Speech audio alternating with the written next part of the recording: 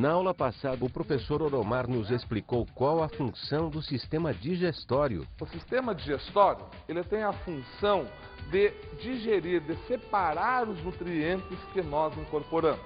Ele é feito em 3 etapas: o transporte desses nutrientes pelos nossos órgãos, a digestão, que é a secreção das glândulas nesses alimentos, e a absorção desses nutrientes que servem para a nossa alimentação. Vimos como funciona o sistema respiratório. O sistema respiratório, ele vai captar o oxigênio importante para que nós façamos uma reação de combustão, para que nós tenhamos energia. Essa captação, essa respiração é feita em 4 etapas. A ventilação, ou seja, captar o oxigênio. O transporte até os alvéolos, fazer a troca, a hematose. O controle e depois o controle desta ventilação, que não seja nem rápida e nem muito lenta. Aprendemos quais são os órgãos que compõem o sistema excretor. O sistema excretor, ele é composto pelos seguintes órgãos: um par de rins, ureteres, bexiga e uretra. A sua função é filtrar o sangue, tirar todos os metabólicos que são poluentes, formando com isso a urina. Boa aula!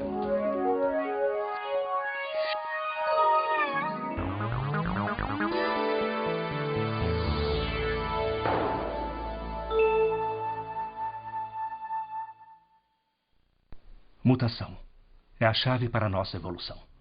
Ela nos permitiu evoluir de um organismo de uma única célula até a espécie dominante do planeta. Esse processo é lento e normalmente leva milhares e milhares de anos. Mas a cada centena de milênios, a evolução dá um salto à frente.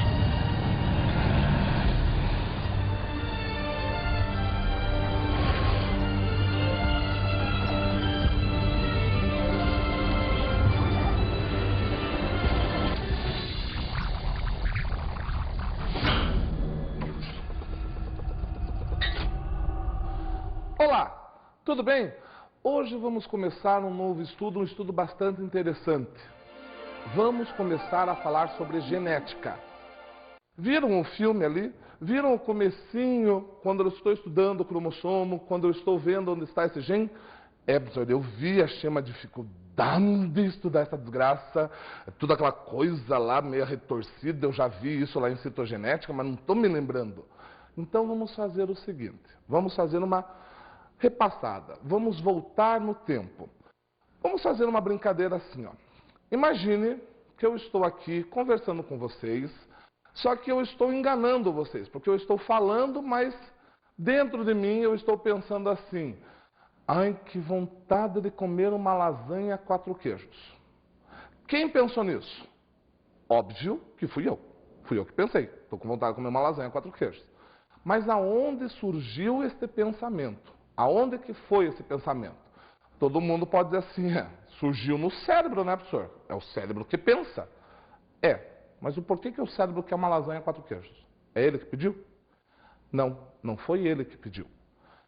Na realidade, foram partes do meu corpo que estão necessitando de carboidratos, estão necessitando de açúcares, né? Vocês se lembram quais são os nutrientes que nós precisamos? Açúcares, gorduras e proteínas. Então, se está baixando a produção de açúcar, eu preciso de mais. Então, algumas partes do meu corpo... já sei, o estômago. Pode ser, tá? Mas pode ser, por exemplo, o músculo da sua barriga da perna, da panturrilha, que mandou para o cérebro dizendo assim: olha, nossa produção vai baixar porque não temos açúcar. Aí o cérebro olhou e disse assim: calma aí, deixa eu ver aqui. O que ele tem... quais foram as experiências que ele teve que tinham açúcar e que ele gostou? Lasanha 4 queijos. Ele gostou. E ele me manda esse desejo de lasanha 4 queijos. Tudo bem. Então, partes do meu corpo quiseram esta pronúncia e o meu cérebro colocou uma experiência. Mas aonde no meu cérebro que teve este pensamento? Aonde surgiu? Professor, eu sei porque eu já estudei, é no neurônio, uma célula nervosa estrelada chamada neurônio. Isso mesmo. Então o neurônio, ele grava as minhas experiências que eu tive desde a época que eu era um bebezinho, né? Porque pequeno eu nunca fui. Então, desde a época que eu era bebezinho, e daí eu já tenho essa experiência gravada, eu quero lasanha 4 queijos. Mas aonde no neurônio? Aonde será que eu vou ter no neurônio este pensamento? Ah, professor, eu sei. No núcleo, né? Toda célula tem membrana, citoplasma e núcleo. Então, lá no núcleo, aonde controla toda essa célula, eu vou ter o pensamento que o senhor teve de comer lasanha 4 queijos. Para um pouquinho. Então, quer dizer que não sou eu que quero lasanha 4 queijos, são minhas células que querem lasanha 4 queijos? É, exatamente isso. Células pegaram, viram que a taxa de açúcar estava baixando e mandaram uma mensagem para as controladoras, que são os neurônios. As controladoras acharam nas minhas experiências passadas que lasanha 4 queijos era bom e mandaram esse estímulo. Mas aonde lá no núcleo? Aonde que eu vou ter essa mensagem? Ah, professor, eu sei. Numa coisa chamada cromossomo. Eu já vi cromossomo. São 46 na espécie humana. Muito bem. Então, lá no cromossomo está caracterizada a minha experiência de lasanha 4 queijos. Mas aonde nesse cromossomo? Numa coisa chamada bases nitrogenadas, no ácido nucleico, né? Se lembram? Adenina, timina, guanina e citosina. Nossa, professor, então quer dizer que, na verdade, não é você que quis uma lasanha 4 queijos? Foram suas células? Pode ser. Por que pode ser? Porque, na verdade, se eu estou falando em ácido nucleico, eu estou falando em átomos. E, na verdade, quem quis tudo isso daí foram átomos, que precisaram de energia, que falaram para uma célula, que falaram para um corpo, que falaram para que eu comesse. Outros átomos que eram uma lasanha 4 queijos. Nossa, professor, então a gente está chegando lá no âmago. É exatamente isso que eu quero que você entenda. Quando nós falarmos de genética, eu vou ter que olhar para qualquer ser vivo, porque eu não faço genética apenas de humanos. Eu faço genética de qualquer ser vivo. Eu posso fazer genética de uma planta, eu posso inclusive fazer uma genética de um animal. Faz muito de cachorro. Cruzamento entre raças, para você ver a genética. A gente usa muito a genética em bois, né? Você pega raças, mistura, coloca lá uma terceira que seja mais forte, mais durável. Faz-se muita genética em plantas, milho, soja, para ter uma produção melhor. Aí nós já estamos tendo o que a gente chama de biotecnologia, aonde eu vou mudar a genética. Professor, já sei o que você está falando dos transgênicos. Exatamente isso. E aonde vai dar esse negócio, né, professor? Esses transgênicos. Onde que vai parar isso? Não sei. É uma ciência nova, por enquanto a gente só está desbravando. Então a gente tem que sempre tomar o cuidado aonde pisa. Mas genética eu faço em qualquer lugar. Genética você faz até no aniversário, quando você quer saber quem é parecido com quem. Mas, professor, tudo bem, o senhor falou de uma lasanha 4 queijos, mas a genética não vai pegar assim, um desejo de lasanha 4 queijos, ou então um desejo de ódio, raiva, emoções. Não, a genética se preocupa com características físicas. Aonde que está o olho azul? Aonde que está o cabelo loiro? Então, a genética vai se preocupar com isso daí. E para que eu possa entender aonde está essa genética, eu vou ter que começar a olhar o ser humano agora no seu âmago, lá dentro da sua célula, no núcleo, dentro de uma coisa chamada cromossomo. É essa a estrutura. Então, quando um geneticista olha para alguém, porque tudo depende de um referencial. Quando um geneticista olha para uma pessoa, ele não vê a pessoa. Ele vê diversas características que ele possa usar para ver como é que serão os descendentes. Então, genética é isso. Ela estuda a hereditariedade. Nossa, professor, hereditariedade? Ela vai estudar a hereditariedade. E o que é a hereditariedade? Hereditariedade são as características que passam de pais para filhos, né? Então, passou de pai para filho, eu estou tendo uma hereditariedade. Por exemplo, se tua mãe escreve com a mão direita, e você passa a escrever com a mão direita, pode ser uma característica que veio da sua mãe, né, para você. Porque, afinal de contas, para você nascer, você precisou de um pai e de uma mãe. Para que seu pai transmitisse as características para você, o seu pai teve que formar gametas. Gameta masculino, espermatozoide. Através de uma divisão celular chamada meiose, o teu pai fez um genoma no espermatozoide. O que é isso, professor? Pelo amor de Deus. é que qualquer célula de você tem 46 cromossomos. Quando tem 46 cromossomos, eu sei que pertence à espécie humana. Se tiver mais ou menos, é qualquer coisa menos humano. Por exemplo, 48 é um gorila, 21 é uma banana, né? 11 é uma mosca. Então, a constante cromossômica me indica a espécie. Já imaginou se teu pai produzisse um espermatozoide com 46 cromossomos? Mais a sua mãe com 46 cromossomos? Ia dar um com 92? Não ia dar certo. Então, seu pai faz uma divisão meiótica e produz um espermatozoide com 23 cromossomos. Sua mãe faz uma divisão meiótica, produz um óvulo com 23 cromossomos. Que quando eles se unem, através do sexo, eles vão se fundir e vai formar você, que vai ter 46 cromossomos. Vai ser humano. Só que acontece que quando o teu pai manda espermatozoide e tua mãe fabricou o óvulo, ela vai levar junto as características deles, né? Cor dos olhos, cor do cabelo, jeitão do cabelo, cor da pele, como é que vai ser, você vai escrever com a direita, com a esquerda, isso tudo eles vão levar. Que daí vai acontecer uma coisa interessante.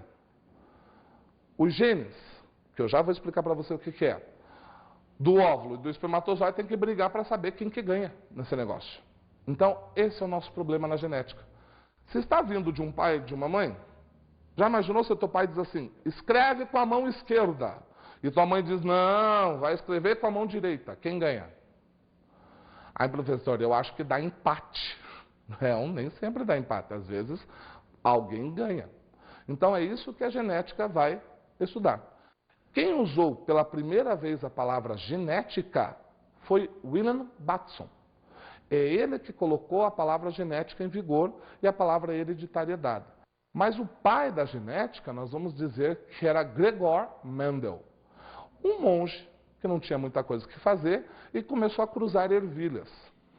Professor, por que que ele começou com ervilhas? Por que que ele não foi para outra coisa? Simples, simples. Primeiro que ervilha, o cultivo é fácil. Segundo que elas não reclamam. E terceiro que elas têm um ciclo de reprodução muito curto. Então ele podia produzir em várias gerações o quanto ele quisesse. Na época do Mendel, eles imaginavam que dentro do espermatozoide tivesse um homenzinho em miniatura. Na corrida dos espermatozoides, o homenzinho que ganhasse, nascia. Então, a característica não era nem do pai nem da mãe. Era daquele desgraçado, aquele homenzinho que estava lá dentro. Só esperando. Aquele homenzinho, eles chamavam de homúnculo. Então, o homúnculo é que dava essa característica. Por isso que podia nascer qualquer coisa.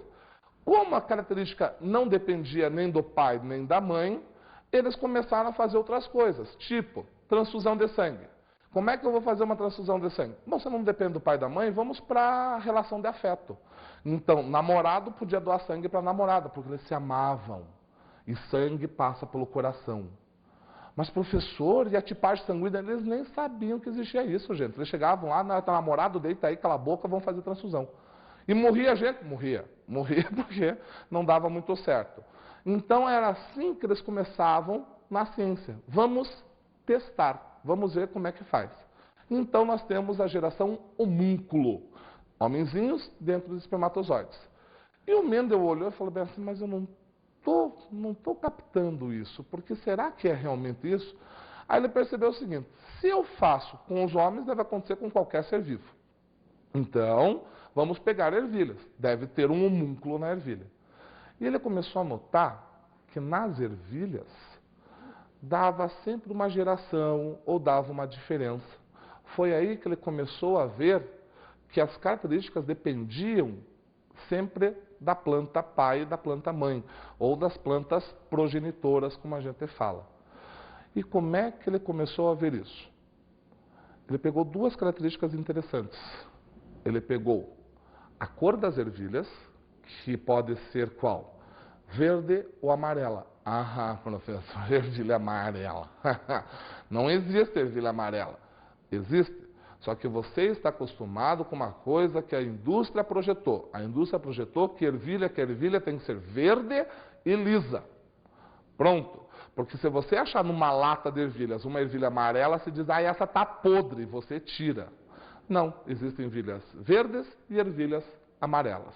Assim como existem ervilhas lisas, a pelezinha dela é bem lisa, e ervilhas rugosas, toda enrugadinha, que você também acha que está podre, uma coisa de doido. Então, o Mendel, com essas duas características, ele começou a estudar e viu que de vez em quando só dava ervilha lisa. De vez em quando só tinha ervilha rugosa. De vez em quando dava tanto lisa como rugosa. De vez em quando dava lisa e amarela. Aí dava rugosa e verde. Ele olhou assim e falou, mas como é que pode? Como ele era inglês, ele falou, my God, o que aconteceu? Tecla SAP, what's happened? E daí ele começou a estudar e viu que dependia muito das plantas progenitoras. Foi ele que deu o pontapé na genética. Ah, professor, então ele é o pai da genética? Ele é o pai da genética e também considerado o pai dos clones. Nossa, professor, clone, que nem aquele lá, é que nem aquele. O que é um clone? Um clone é quando eu tiro a genética de lado e tento reproduzir o mesmo ser. Eu tento fazer uma cópia desse ser. Clonar quer dizer cópia. A natureza faz isso. Faz, professor? Faz. A natureza ela é tarada por clone. Só que para a natureza, isso a gente chama de anomalia. Muitas vezes, vamos pegar a espécie humana, que é uma coisa que está mais próxima de vocês. A espécie humana, a mulher engravida, tem um óvulo, vem o espermatozoide, fecundou, ela engravidou. De repente, no meio da embriologia, se separam as células e formam dois seres. Ah, professor, os gêmeos. Isso, os gêmeos. Mas só os gêmeos idênticos. Aqueles gêmeos que a cara de um focinho do outro. Aquilo ali nada mais é do que um clone natural. Era para ter vindo um ser e veio um dois, ou muito raramente três. Né? Então era para ser um, veio dois ou três por aí. Aquilo é um clone natural. Aí o pessoal pensou, será que eu posso fazer isso também na ciência? Será que eu posso fazer isso artificialmente? E começaram a fazer os clones. Como é que eu faço um clone? Simples. Para ter um clone, eu preciso de uma célula que saiba se dividir. Um óvulo de uma mulher. Só que o óvulo da mulher, ele sabe se dividir, só não tem cromossomo suficiente para se dividir. Então, ele só tem 23 cromossomos, ele não sabe. Então, o que eu faço? Eu tiro o núcleo desse óvulo, jogo fora, e pego o núcleo de uma célula que tenha 46 cromossomos. Por exemplo, vamos clonar o meu amigo Álvaro. Eu tenho um amigo chamado Álvaro. Para quê? Não sei também, né? Já um não presta mesmo, então vamos fazer com dois. Aí eu pego lá qualquer núcleo de uma célula dele, pode ser célula da bochecha, vou lá, cato o núcleo que tem 46 cromossomos e taco naquele óvulo. Pronto. Uma célula que sabe se dividir e agora com 46 cromossomos. Aí eu vou precisar do quê? De uma barriga de aluguel. Pego uma amiga minha, Cleide, né? E coloco nela. Pronto, vai ficar grávida. Só que a Cleide vai ser mãe do Álvaro, que só tem características do Álvaro Júnior. Pronto. Então a Cleide não vai participar em nada, ela vai ser uma chocadeira para este clone do Álvaro. Está feito o clone. Uma coisa muito fácil, muito simples. Nossa, professor, é legal essa genética, é muito interessante.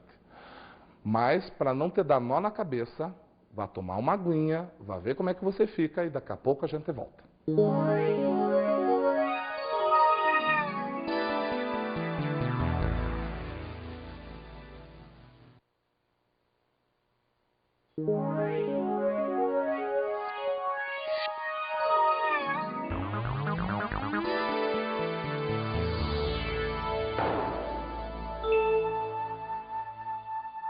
Lembra-se que eu falei antes do nosso intervalo aonde que eu iria para estudar a genética? Então, eu vou lá no fundo, lá no âmago desse ser. Eu vou lá numa parte da célula, no núcleo, num lugar onde se chama cromossomo. Então, nós vamos estudar os cromossomos. E nós temos que saber o que são cromossomos homólogos. Cromossomos homólogos são cromossomos que se juntam formando um par. Como assim, professor? Eu não disse para você que tuas características vieram de um pai e de uma mãe? Então, teu pai no espermatozoide deu um cromossomo e tua mãe deu um parzinho igual. Então se juntaram, são cromossomos homólogos, fizeram você. Eles vieram aos pares. Que daí nós vamos estudar essas características. Nesse cromossomo vão estar todas as suas características. Tudo que você possa imaginar, desde uma pinta no teu corpo até uma característica muito mais complexa, como é o fato de você produzir insulina ou não, vai estar nesse cromossomo. Só que vai estar em lugares diferentes. Então vai estar no locus, local certo que cada gene ocupa no cromossomo. Então veja você, se eu tiver um cromossomo naquela forma de X que vocês conhecem, cada local vai ter uma característica. Cada característica vai me indicar uma formação em você. Então, locus vai ser esses locais. Pode ser que lá na ponta do cromossomo tenha a característica cor dos olhos, mais no meio tem a característica cor dos cabelos. Então, esses locais para nós são importantes.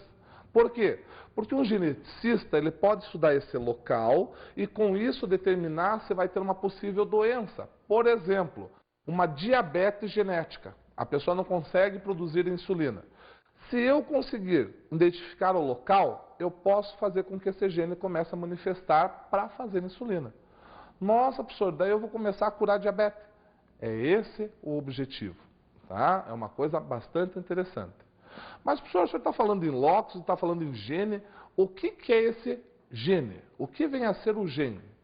O gene ou gene, ele transmite as características.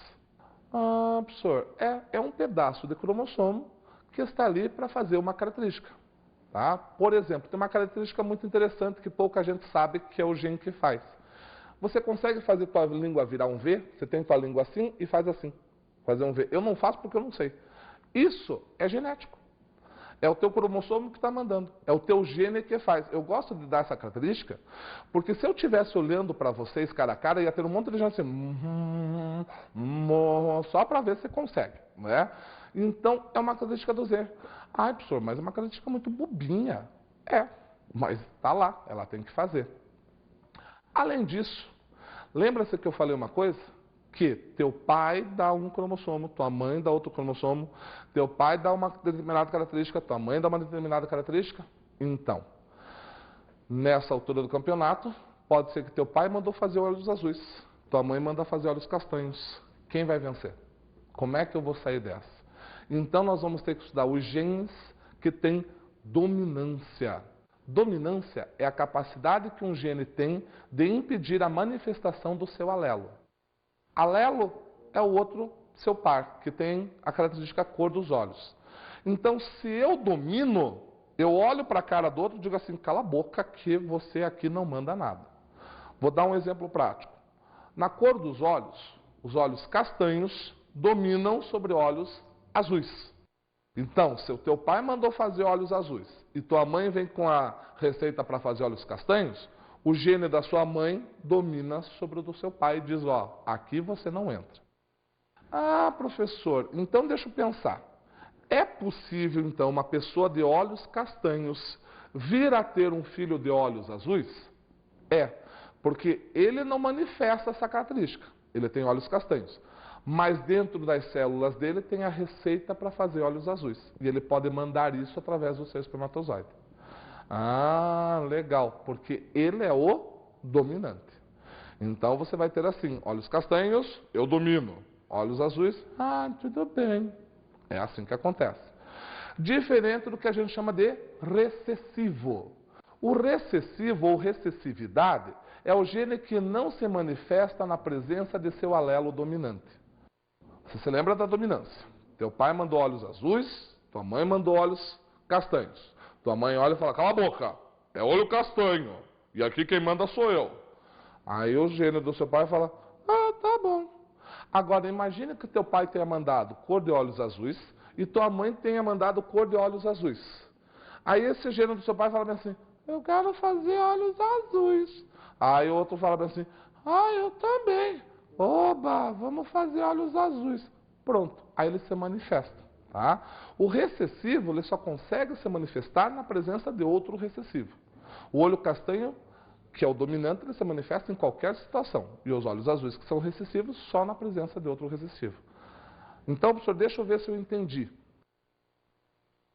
Se eu tenho pais de olhos castanhos, eles podem gerar filhos de olhos azuis, certo?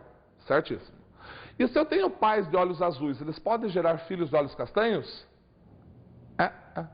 Não pode. Professor, por que não pode?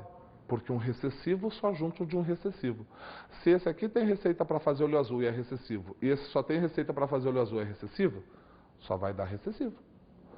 Ah, mas eu tenho uma amiga da minha vizinha que mora lá naquela cidade, o pai dela tem olho azul, a mãe dela tem olho azul, e ela nasceu de olho castanho. Como é que isso é possível? Veja o tamanho da cerca. Né? Tudo pode acontecer no mundo de hoje, né? Pode ser que sabe como é que é, né? Muito trabalho, essas coisas. Mas, via de regra, não tem como. Ah, entendi, professor.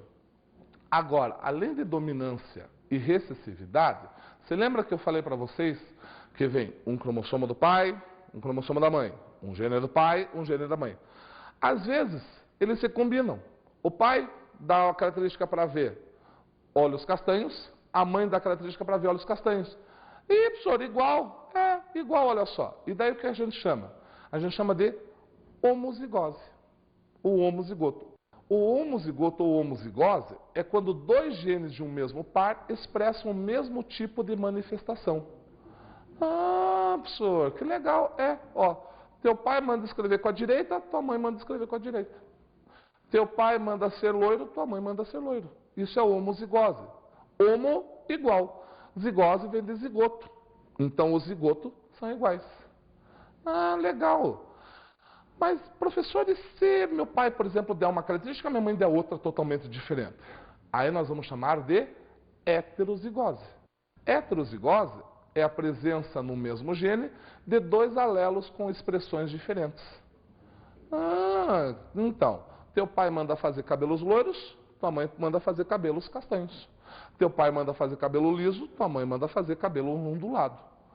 Ah, que legal, professor. É, e isso pode acontecer. Muito interessante. Aí eu posso ter o seguinte. Vamos pegar a cor dos olhos, que vocês já estão sabendo, que olho castanho é dominante sobre o olho azul.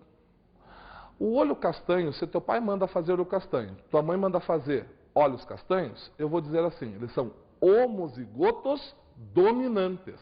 Porque além de ser igual, ambos são dominantes.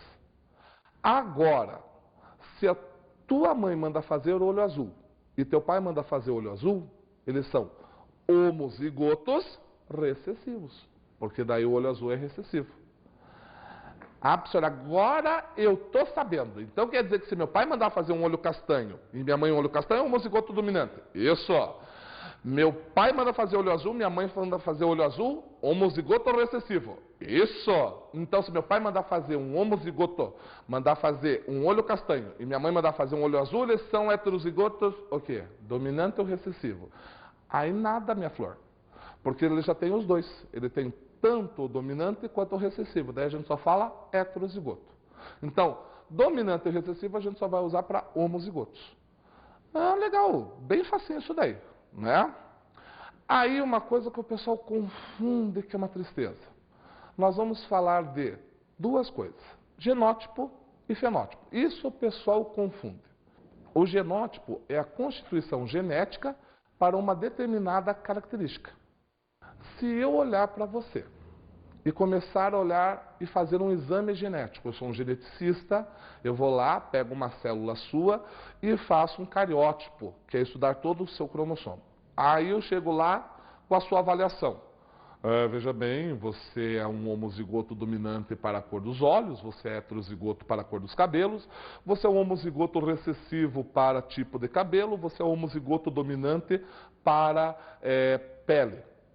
O que eu estou falando de você? Eu estou falando como que são os teus genes, como que teus pais deram esses genes. Eu estou especificando se é um homozigoto dominante, homozigoto recessivo, se é um heterozigoto. Isso a gente chama de genótipo. Então, por exemplo, vai cair um problema de genética para você. Aí o cara diz assim, quantos heterozigotos vão dar na descendência? Se ele está perguntando heterozigotos, ele está perguntando genótipo. Ele está olhando lá no fundo. Diferente do nosso amigo fenótipo. Fenótipo é a característica que se manifesta. Em vez de eu falar que é homozigoto dominante ou homozigoto recessivo, eu olho e digo assim, ele é alto, cabelos negros, olhos castanhos, pele clara, escreve com a mão direita, tem a testa reta e consegue fazer a língua em V. Ah, isso é fenótipo, quando eu olho a característica e vejo o que essa característica está passando. É. Então, se no problema de genética, olhar para você e dizer assim, quantos descendentes de olhos azuis nascerão? Eu estou pedindo o fenótipo. Ah, professor, legal. Agora deixa eu fazer uma pergunta para você. Eu posso mudar o fenótipo de uma pessoa? Lógico que posso. Mulher é mestre em mudar o fenótipo. Porque ela nasce com o cabelo preto, vira loira. É uma coisa... Porque você sabe muito bem que mulher, gente, ela é um ser vivo que é um cabelo acoplado no corpo. Mulher é só cabelo. O resto do corpo não tem problema. Mas ela é um cabelo acoplado no corpo. Tá? O dia que uma mulher olhar para você e dizer assim, não está sentindo nada diferente em mim, é o cabelo. Porque se ela estiver triste, ela pinta o cabelo. Se ela estiver alegre, ela faz prancha no cabelo. Agora, quando ela consegue fazer luzes no cabelo, é uma coisa de doido. Então, ela muda o fenótipo. Ela pode, inclusive, além de pintar o cabelo, querer colocar lente de contato. Nasceu de olho castanho, ficou verde. Isso é mudar o fenótipo. Nasceu com a pele branca, que nem um leite, e faz bronzeamento artificial para escurecer a pele. Ah, isso é mudança de fenótipo? É.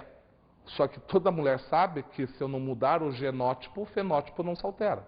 Porque pintou o cabelo de loiro, de repente as raízes já vem pretona lá. Ei, coisa linda, tem que ficar dando os retoques. Não é assim?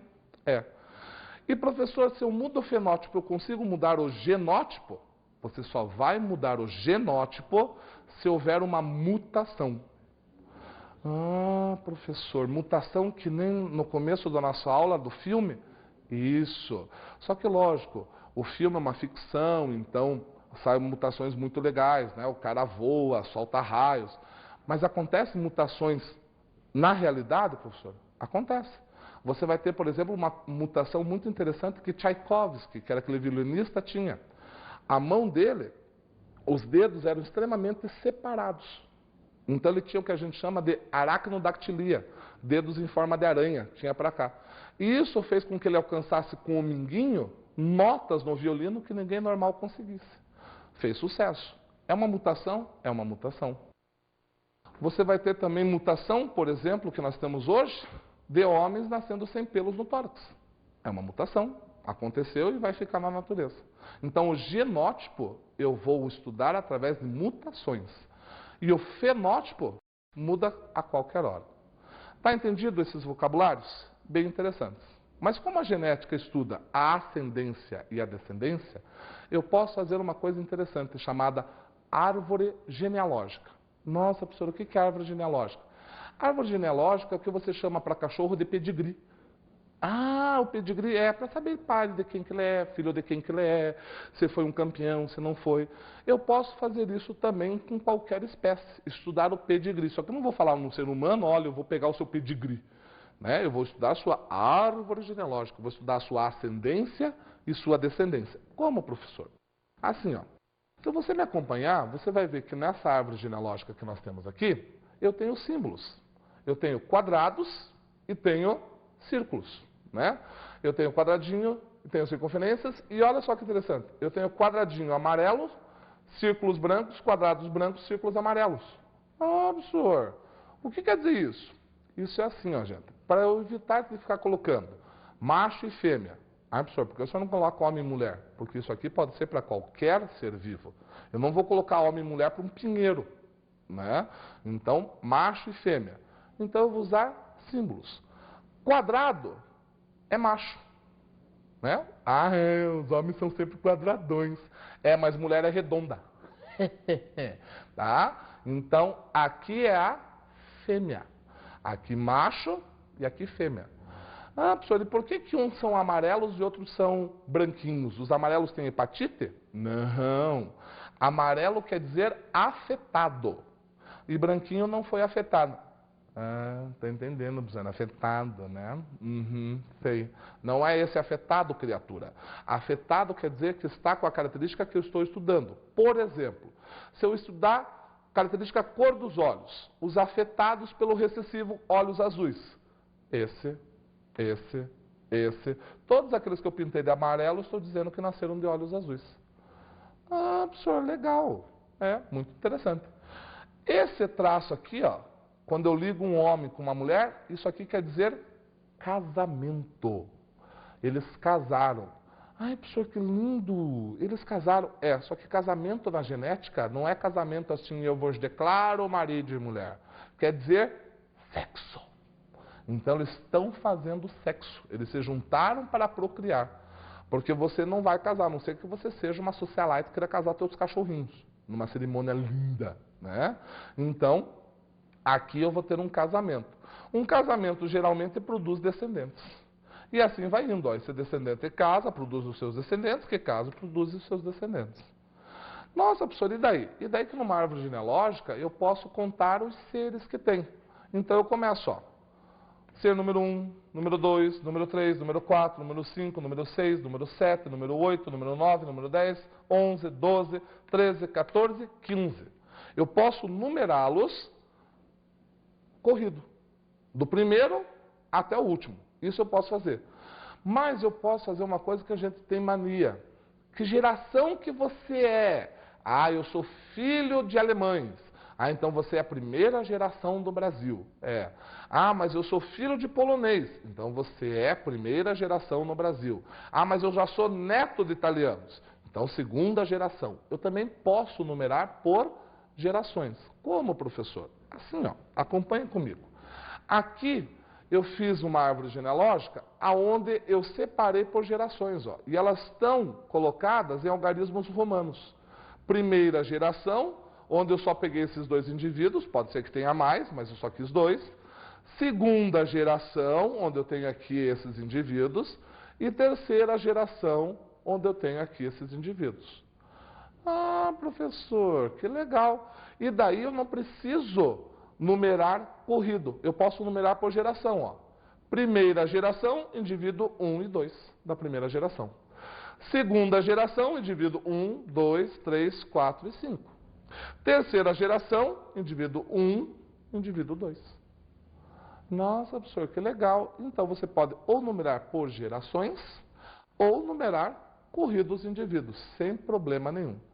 Professor, eu tenho uma dúvida. Fale, minha filha, qual a sua dúvida? Nessa árvore genealógica que o senhor apresentou, o senhor tem aqui, ó, 2 risquinhos na terceira geração. Todo mundo tem um risquinho. E aqui tem 2. O que é isso? Casamento civil e religioso? Não, minha filha. Isso aqui acontece quando nós temos casamento consanguíneo.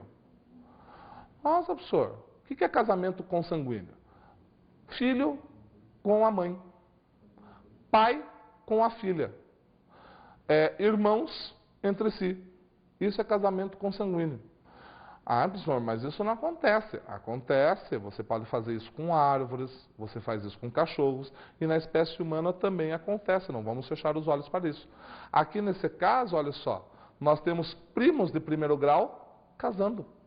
Então esses primos estão casando, olha aqui, ó, essa daqui é irmã deste carinha, é casamento consanguíneo. Pode haver aqui uma degeneração da espécie. Ah, que legal, professor. E é assim que a gente estuda uma árvore genealógica, tá? Sempre levando em consideração o sexo da pessoa. Porque muitas vezes o cara diz assim, o que acontece se eu casar, vou pegar aqui e não levo em consideração parentesco. O indivíduo 1 com o indivíduo 4, quais serão os descendentes? Nenhum, porque o indivíduo 1 é um macho, o indivíduo 4 é um macho. Então a árvore genealógica é bem simples, é só você analisar devagarinho. Está entendendo genética? Muito interessante, isso aqui é só uma introdução. Depois nós vamos aprofundar. Vamos agora para a nossa dica de estudo.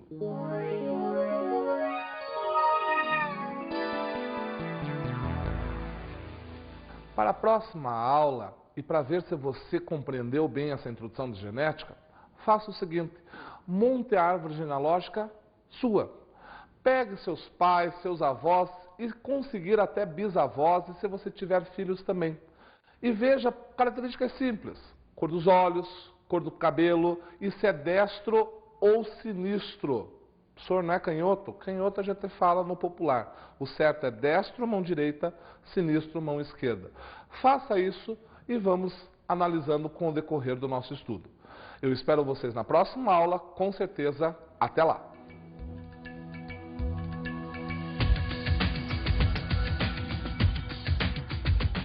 Genética foi o tema da aula de hoje. O professor Oromar nos falou sobre a origem da genética. A genética ela tem como origem William Bateson, que foi o primeiro a usar a palavra genética, mas sendo o pai da genética, Gregor Mendel, que estudou a hereditariedade. Aprendemos o que significam alguns termos da genética, como cromossomos homólogos e gene. Os cromossomos homólogos são cromossomos que vêm do seu pai e da sua mãe e são iguais em tamanho. Já os genes são pedaços dos cromossomos que transmitem uma característica. Pode ser cor dos olhos, cor dos cabelos, etc. Até a próxima aula de Biologia.